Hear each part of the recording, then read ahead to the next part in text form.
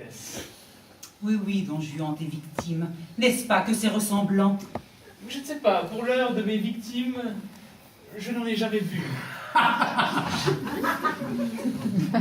Mais vous reconnaissez tous ces visages? Ces masques? Voyons, comment cela devrait-il être un visage de victime dur, haineux? Je ne vois rien de tel sur ces faces-là, tout au contraire. Qui voyez-vous? J'y vois... C'est très flatteur pour moi. J'y vois de la nostalgie au lieu de l'amertume. Et sur les joues, le rose de la pudeur plus que de la colère. Vous êtes sûr que vous êtes aussi déguisé en victime? Don Juan, tu ne me reconnais pas? Un blâme, ma sœur! Vous essayez d'attirer l'attention sur vous! Mais Un blâme, vous dis-je! elle est jalouse parce qu'il m'a reconnue. Plaisanterie, Don Juan, parlons sérieusement. Voilà bien des années que nous nous sommes croisés et depuis il n'y a pas... Les années ont été indulgentes avec vous, duchesse, car vous êtes aussi belle que naguère. Taisez-vous, Saut, je sais bien, cela n'est pas vrai. Quoique, ça me fait plaisir. Vous n'avez pas changé, vous êtes toujours... Blâme! C'est juste, il m'avait tourné la tête avec son compliment. Oui, Don Juan, je vous reconnais bien, ces manières d'homme à qui tout est dû.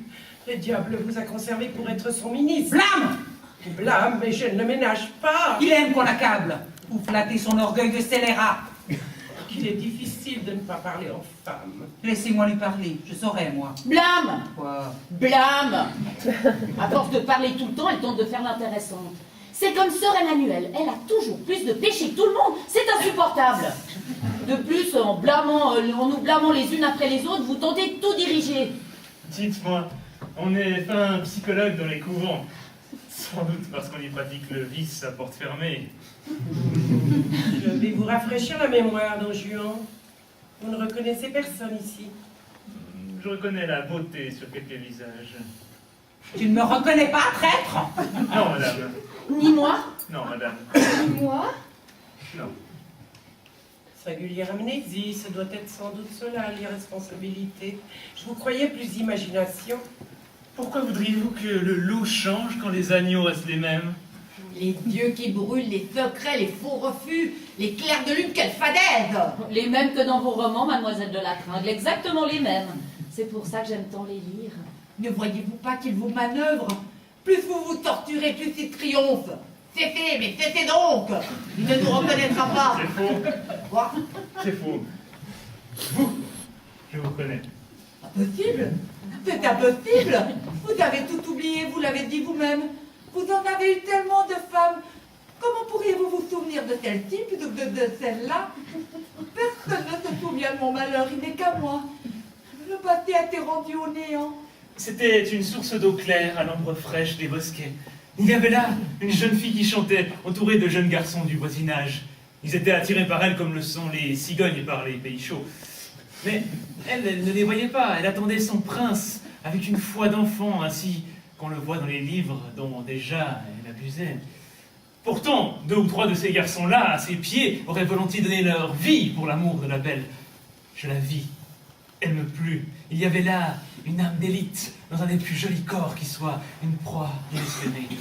1000 fois j'ai craint de la froisser, de la voir s'envoler. Son âme était fragile comme l'aile d'un papillon. Oh non, Don Juan, je ne suis pas celle-là. Regardez-moi qui le croirait. Est-ce peut être la plus belle, la plus jolie?